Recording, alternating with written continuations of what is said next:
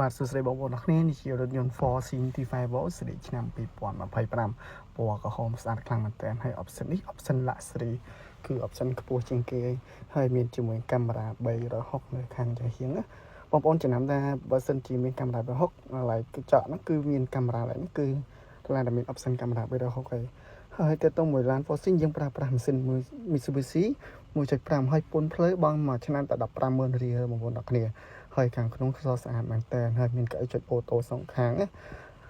ចំពោះផ្នែកខាងក្រោយគឺមានភាពធំទូលាយប្រភេទ SUV 5កៅអីបាទហើយសុខសិនចិត្តមានខាងក្រោយហើយសំបីកៅអីខាងស្ដាំ passenger ក៏មានកៅអីចុចដែរបងប្អូនទាំងគ្នាហើយកាមេរ៉ា360គឺច្បាស់ខ្លាំងមែនតើយើងអាចមើលមកជុំវិញឡានតែម្ដងបាទទន្ទឹមនឹងដែរយើងមាន option massage អាចមាន5របៀប massage 5ទម្រង់ផ្សេងៗគ្នាបងប្អូនទាំងគ្នាគឺងាយស្រួលក្នុងការបើកបរចុកចកេះយើងអាចដាក់ massage បានហើយ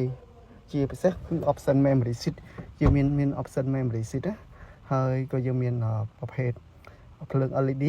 ងាយស្រួលបងស្រីយើងគឺងាយស្រួល make up ខ្លាំងមែនតើហើយចំពោះផ្នែកខាងក្រោយវិញគឺមានភាពធំទូលាយងាយស្រួលដាក់អីវ៉ាន់ខ្លាំងមែនតើហើយ showroom របស់យើងនៅផ្លូវជាតិ 6A បងប្អូនអ្នកគ្នានៅជ្រោយវ៉ាហើយបងអាចតាក់ទងតាម Telegram ដែលខ្ញុំដាក់នៅខាងលើគ្រាន់ចុច link ហ្នឹងទៅបងចូល Telegram អូតូហ្មងបាទអរគុណបងប្អូនអ្នកគ្នាទៅកាន់តែឆ្ងាយ